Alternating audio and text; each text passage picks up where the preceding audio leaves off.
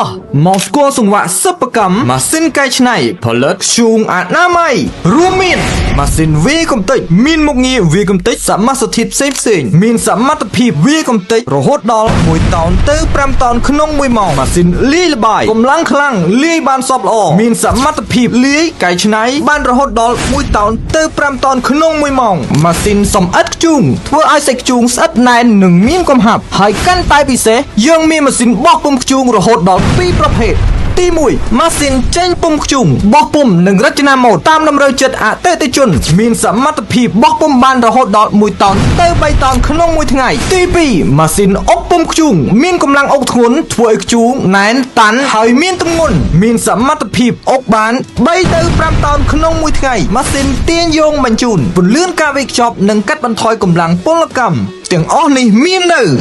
5D គ្រប់គ្រងម៉ាស៊ីននិងសម្ភារៈកសិកម្មចូលរួមសហការដោយ